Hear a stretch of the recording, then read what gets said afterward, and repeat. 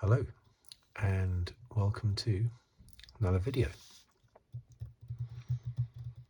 This one continuing my series looking at very briefly at every race in the 2022 Formula One World Championship.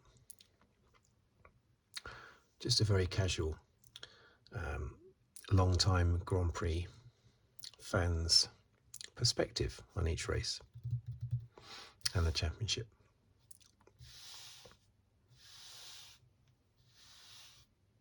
So let's get going.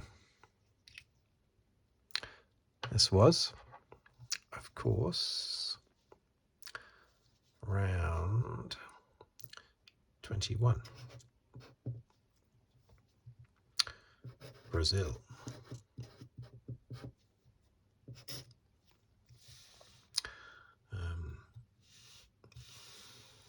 The Interlagos circuit in Sao Paulo. Right, so as ever, I will list the finishing order here, and then the top 10 in the Drivers' Championship, and then the order of the Constructors' Championship.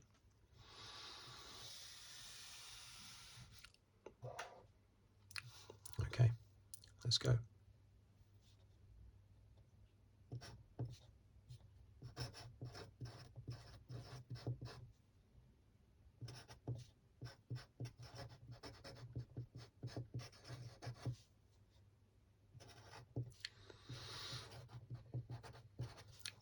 Okay, so okay, it's good to clear. Let's make sure I can fit them all in. Alonso, Verstappen, 7th, Perez.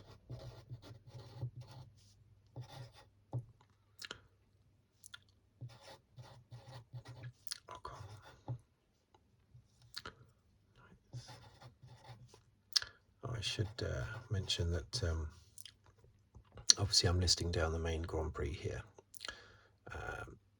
not the sprint race. I don't tend to focus on the sprint race because I'm not a sprint race fan, although this sprint race was very exciting, just like last year's one in Brazil. But ordinarily I'm not a sprint race fan.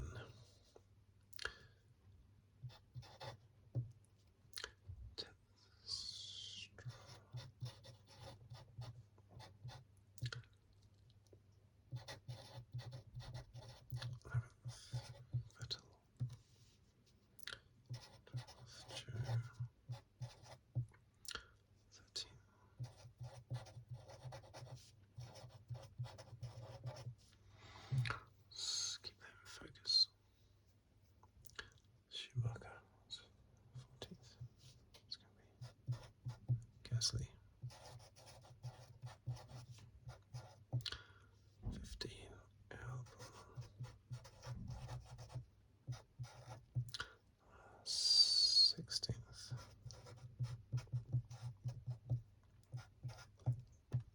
Tiffy, Tsunoda. Now, a little line there as we cover those that retired, which were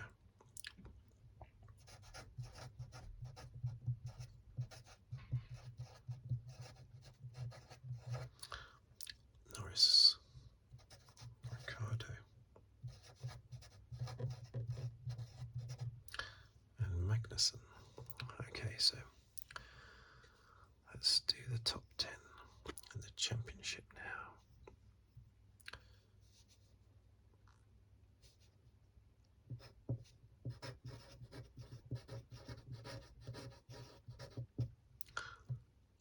Verstappen, 429.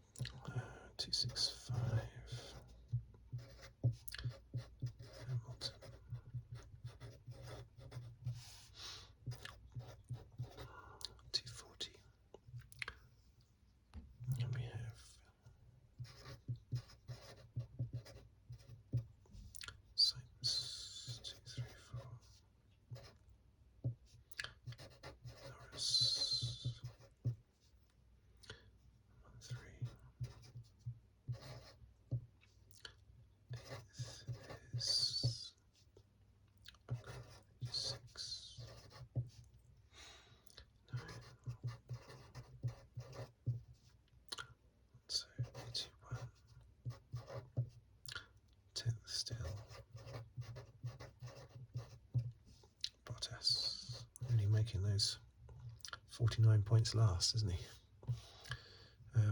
Okay, so Constructors' Championship order now.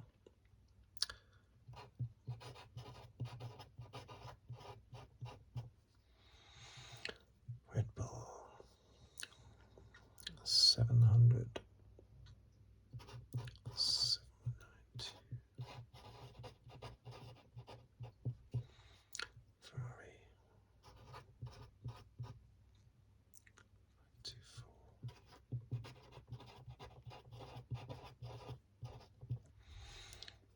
Mercedes 505, Alpine 167,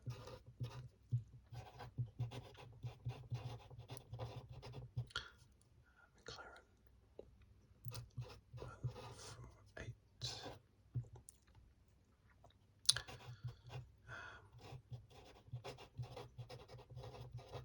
Alfa Romeo 55,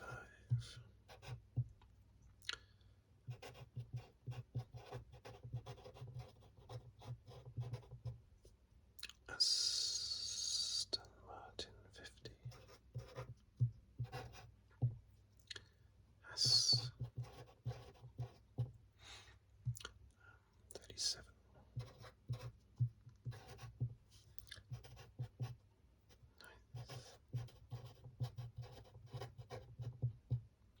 AlphaTauri,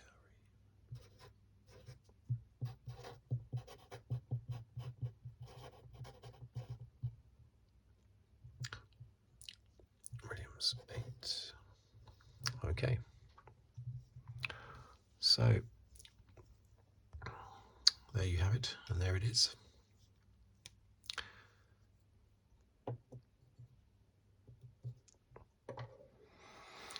So, what did we think of that race? Well, very exciting race, just like last year's Brazilian Grand Prix.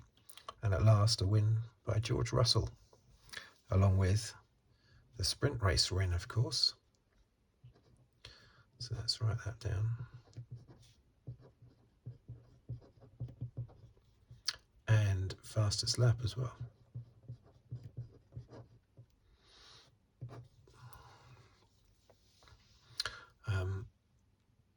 The only thing he didn't get, of course, was pole position. Now, they started the sprint races, didn't they, last year? And I was very critical. I was very critical to the TV, basically, shouting at the TV that pole position shouldn't be the person that wins the sprint race, because that's not qualifying, that's a race. And I think it was the British Grand Prix last year, Hamilton was fastest in qualifying, so pole position, fastest in qualifying, but then Verstappen won the sprint race. So as far as the record books were concerned, Verstappen was given pole position. Now they changed that for this year, fortunately, and had it that whoever qualifies on pole is in the record books classed as being on pole, not, even though they don't actually necessarily start the race. I don't like calling it the feature race, that cheapens it. It's the race. I don't want a feature race and a sprint race. This isn't F2 or F3. It's the race. And even if you don't start on pole, for the race you are still nevertheless classed as being on pole position, because you were fastest in qualifying even though you didn't win the sprint race. See, it's so complicated, isn't it? Anyone looking back in the future will think, hang on a minute, why is that guy classed as being on pole in the record books when he's starting third for the race? Well, you see, he started on pole for the sprint race due to his qualifying, but then he came third in the sprint race, which means he's third in the race. It's just too messy. Get rid of the sprint race, even though I accept this one was very exciting. Get rid of the sprint race and stick an extra 15 laps onto the, if the drivers can handle it, onto the race, basically, or 10 laps. the existence of a second race cheapens the race. I think you can have too much of a good thing; it cheapens it, as it does having too many races in the year. You have 22 races in the year. Next year, I think it'll be 23. That means that each race means slightly less important. Imagine if you had 100 Grand Prix in 1 year. Each one of those 100 races would feel less exciting than if you just had 10 races in a year. It's natural, it's obvious. Plus, each individual race has a lot less impact on the championship, the more races you have as well. Having said that, I do like having more races. I can't resist wanting more races, even though it does cheapen the individual races. But what I don't want is sprint races. It's too messy. The whole thing about who's classed as being officially on pole position, that's very messy, and I do think it takes away from the actual race. And also, George Russell won the sprint race, but that didn't make him a race winner, even though he won the race. I mean, how confusing is that? We had to wait until the Sunday when he won the race before he could be classed a race winner, even though he had won the race the previous day. I mean, it's just too silly. But it was a very exciting sprint race. Unusually. Normally, they're not. Because, of course, there's a lot less laps. A lot less. At least they've given them more points this year. Last year, 3-2-1 was ridiculous. At least they've given them more points. I think they should give them, if they're going to have sprint races, they should give them even more points. I think they should basically make it half the points that you give for a win, for the actual race. As I always say, I think it should be 30 points for a win in the race, 15 for second. Nice big gap there between first and second, and then 10 for third. And then if you go down from there, 8, 6. Well, if you make it even numbers, then you can split it in half and give half to the sprint race. But anyway, I'm digressing a little bit, aren't I?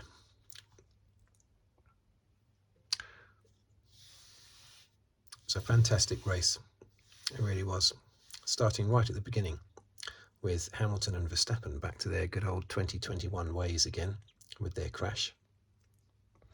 But just before that, though, of course, we had the Ricciardo Magnussen one, which that brought out the first safety car, didn't it? Clearly Ricciardo's fault. Such a shame that, with Magnussen being on pole position. A great performance by Magnussen. Yes, he wouldn't have been on pole position had it not rained, but he had got himself into the top 10 on merit, and he was the quickest of those on the first run. Probably because he came out before it started spitting, but he was the first one out. But still, very good performance by Magnussen, I think. Very good. And then Ricciardo taking him out. I think where did Magnussen finish in the sprint race? 8th, didn't he? I actually predicted before the sprint race that Magnussen would be 8th in the sprint race and 10th in the race. And who knows, had Ricciardo not taken him out, that prediction might have been totally correct, because he was 8th in the sprint race. Now, the Hamilton-Verstappen crash. Now, initially, I thought that was definitely Hamilton's fault. I like to consider my opinions to be quite fair, even though I'm a Hamilton fan and I'm still extremely bitter from last year. I like to think that I'm fair with my opinions, and I thought it was a Hamilton mistake, because I thought Verstappen had come alongside. I thought you just had to be most of the way alongside in order to be given room. But looking at it afterwards, numerous times afterwards, actually after the race, I could see where they were coming from, giving Verstappen the penalty. But Hamilton could have given Verstappen more room. He could have done, but I suppose he didn't have to. That's the key. He could have done, yes, but he didn't have to. Verstappen never would have done. There's not a chance in hell that he would have ever given Hamilton room if it was the other way around. But Verstappen is one of these drivers, just like Senna, who expects all the other drivers to jump out of the way and just let him come through. Senna was the same. However great Senna was, and he was great, fantastic driver, one of the all-time best. But he did just used to come through drivers, and it was down to the driver in front to get out of the way a lot of the time. And Verstappen's like that. It's super aggressive. And so on balance, I would say it was Verstappen's fault. Yes, Hamilton could have given him room, but Hamilton didn't have to give him room. Verstappen should have backed out of the overtaking manoeuvre. There was not enough room for him to do it. In order to give him room, Hamilton would have had to have pulled wide. Hamilton was ahead, remember? He would have had to have pulled a lot to the left and ruined his entry into the corner totally. So I was surprised at first when Verstappen got a penalty, but I'm looking at it more so later. Yes, I would agree that a small penalty for Verstappen was deserved. Of course, that's not what Christian Horner thinks, of course. But,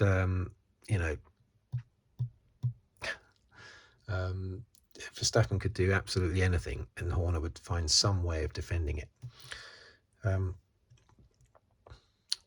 then, of course, there was a Norris crash with Leclerc just moments after that one. That was definitely Norris's fault.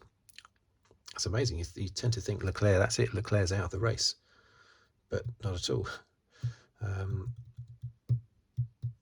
Leclerc managed to, we didn't see that on TV, but he managed to dig it out of the barrier and came charging back into the race.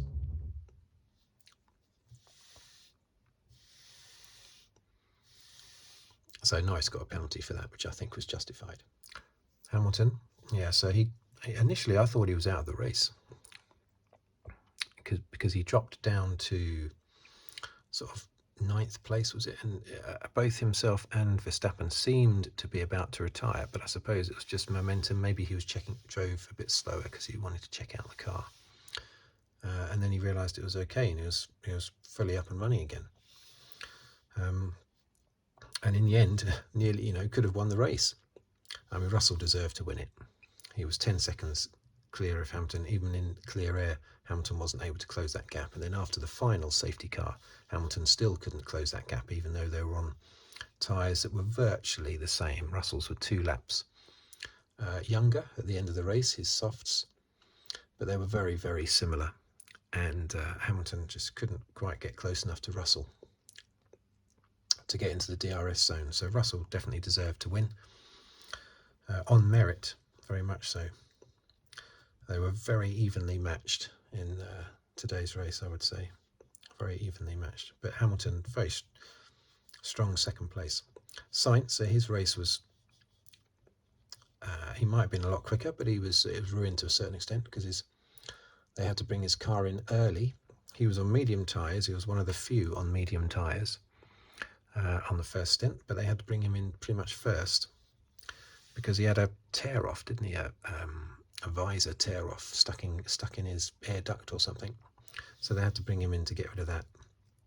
And then, of course, they changed his tyres at the same time. That threw him off strategy-wise. That, of course, threw him off. But he was still strong, of course, and came third. Leclerc punching his way back up through the field after Norris took him out to 4th place. Very good performance. Alonso, strong as ever. When he's in a race, he's very strong. He had a bit of argy-bargy with Ocon. Or was that in the sprint race he had argy? I think it was it was a sprint race, wasn't it?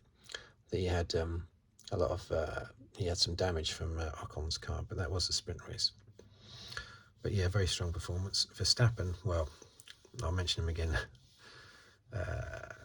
later. I'll just run through this first. Perez, yeah, well, I'll mention him later as well. They're sort of connected.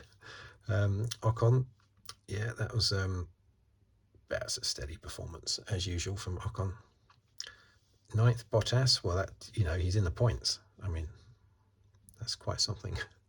Bottas, and that's quite something outside of the first 6 races for Bottas to be in the points. Stroll and Vettel keep sort of finishing around the bottom end of the points, next to each other pretty much every race at the moment, almost.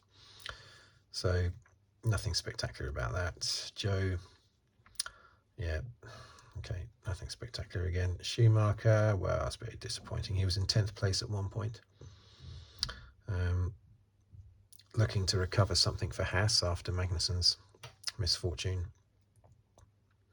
And Magnussen, of course, wasn't to blame for that accident either with Ricciardo. Normally I think of Magnussen as being sort of joint most aggressive driver on the track with Verstappen, but that was definitely Ricciardo's fault.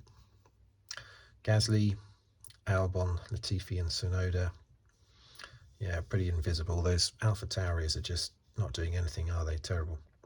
Both McLarens out of the race. That's awful, that is. Norris having a mechanical failure. Well, a car failure. I'm not sure what type of failure it was, actually. And, of course, Magnussen out in that accident. So a terrible race for McLaren, which has lost them any chance of passing Alpine now. So what do we think, then, about the actual championship? Or let me just go back to Verstappen and Perez. Why, oh why, did Verstappen not give that position back to Perez? The insinuation, it hasn't been said by him, but it's not been denied by him when it's been mentioned to him, and the commentators seem to be mentioning it. And I had actually forgotten it. I had to be reminded of it. But when Perez had his accident in qualifying in Monaco, very similar to Leclerc a couple of years earlier, accident in qualifying when you're on provisional pole and it stops qualifying, and so then you're on pole even though it's you that's had the accident. That happened to Leclerc, didn't it? However, it backfired for Leclerc because a couple of years ago, because his car was damaged when he had his off in qualifying. So he I don't think he even started the race, did he? That year, was that last year or the year before? I can't remember. This year, of course, Perez's car wasn't permanently damaged, and he was able to take to the circuit in pole position and won the race. And it seems that Verstappen, okay, this has not been confirmed by anyone in the team, but not denied by Verstappen either. And you would think if it wasn't true, he would definitely deny it. It's almost as if Verstappen believes that Perez did that on purpose to keep pole. But I can't believe for 1 second that Sergio would do something like that. Can't believe that for a second. It could just be that Verstappen, I'd be surprised if Verstappen believes it as well. Very surprised. So I think Verstappen may well be using that as an excuse, simply because he doesn't like to pull over and let another driver through. Even though it was only 6th place, maybe he collects 6th places now, I don't know. Maybe he's got a whole shelf in one of his houses devoted to 6th place finishes. He'd have to make up his own little trophy though, wouldn't he? I don't give you a trophy for 6th place, but maybe he's trying to collect maybe like 100 6th place finishes or something. It's a challenge, bucket list. I don't, who knows? But anyway, that was out of order, not letting Perez through. The team will have a bit of a moan at him, but only a bit of a moan, because he is their world champion, and obviously they want to hang on to him. It's very difficult because you want to hang on to them, but at the same time you don't want them to feel that they control the team. It's very, very tricky for Horner, that is. I think Horner needs to stop. For starters, Horner could help himself by not automatically defending his driver with absolutely everything that Verstappen does. Horner always jumps to his defence immediately. He can cut that out for starters. Stop doing that. That will help a little bit with trying to rein Verstappen's ego in. Because the way he spoke to the team on the radio, it was like he was a parent telling off a child. And that is out of order, basically. But you see, maybe in Verstappen's mind, he may well absolutely 100% believe that Perez did that deliberately in Monaco, deliberately crashed his car in qualifying so that he could keep pole position. If Verstappen totally believes that, then yes, he'll see this as only very slight retaliation for that, stopping Perez get 6th place. But I just find it hard to believe that Verstappen would believe that Perez did that in Monaco. And of course that now means that Leclerc and Perez are joint second on 290 points. Perez would he have been a couple of points further up? How many points do you get? So that's 12, 10, 8. Yeah, so he would have been 2 points. Yeah, so that's sloppy by Verstappen. Makes him look really, really selfish because he hasn't announced the reason to the public, which might, in his mind, may well be a very justifiable reason. He hasn't announced that to the public. The only thing that's been announced to the public is that he's refused to give the place to Perez, like he's really, really greedy and wants to hang on to that 6th place. And that just makes him look terrible. Silly, silly person. Silly, silly man, Verstappen. But I'm surprised that, in a way, I'm surprised that Perez is surprised, because Verstappen is very, very selfish. He's like Vettel. You know, he's not going to give a toss about his teammate. Not a toss. Not even one toss. Vettel was exactly the same. Verstappen may well be worse. Anyway, to be fair to Verstappen, we don't know this incredibly justifiable reason that he keeps mentioning without saying what it is. Hamilton and Russell, that championship's decided now. Only if Hamilton gets a win and fastest lap with Russell not scoring in Abu Dhabi is he going to pass Russell. So that's done. I think Ocon and Alonso. See, Alonso's closed the gap again just to 5 points. That could easily swap around. Alonso gets another 5th, 6th, 7th place. Ocon retires. He'll pass Ocon. So that's very much still on, that one. And over here you've got very much Ferrari and Mercedes. Mercedes actually scored 58 points, which is the joint. That's what they scored over the weekend. That's the joint highest number of points scored this year, amazingly. The other one was Red Bull at Imola, 58 points. So that's an incredible, the joint highest number of points scored by any team at any race this year. Ferrari still managed to score 37 points though, so they're, 19 in front, keeping their nose in front. Alpine and McLaren, that's over now. As we know, Alfa Romeo, Aston Martin, that's still on. And Hassan AlphaTauri is still on, very much so. Russell is the, 113th winner. Now, I tend to think there must be a lot more than that. But, no, 113 winners. And he's also the 19th British winner. I thought there were a little bit more than that as well. I could name them all. In fact, I might do in a separate video, but it's I'll save that for a separate video because I do know them all. But I had to go and double check because even though I would be able to say them all, I wasn't exactly sure on the number. But yeah, he's the 19th Brit. I thought there were about 25 or something. But anyway. The 19th British drivers have won far more races than any other. In fact, they're topping all the statistics, British drivers. But as regards wins, 308. That's the 308th win by a British driver. The next highest scoring nation is Germany on 179. More than half of those scored by Michael Schumacher. Won by Michael Schumacher. 179 in second place to Britain's 308. And as I say, they're topping all the statistics for everything. Fastest laps, points, pole positions.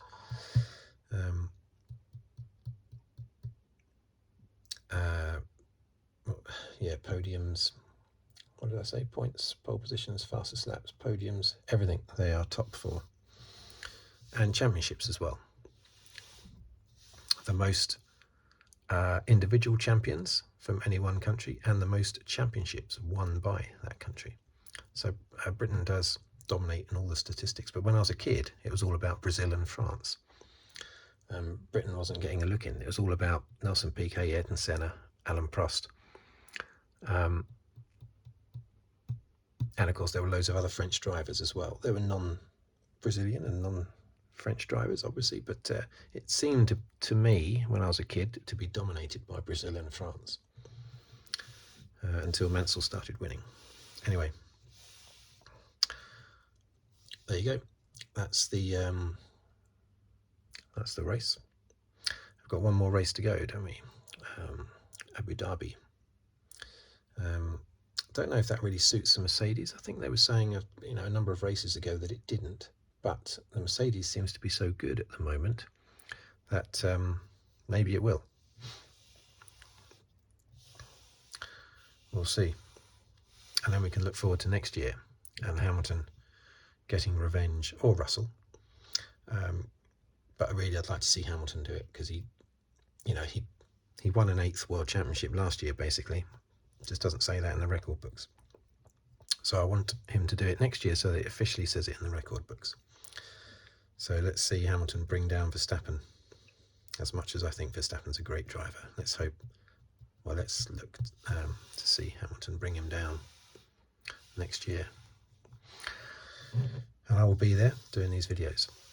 Okay, so thank you for watching. Thank you for listening. If you'd like to subscribe, please do so. Or leave a comment, or leave a like. And I will see you on the next video. Thank you very much.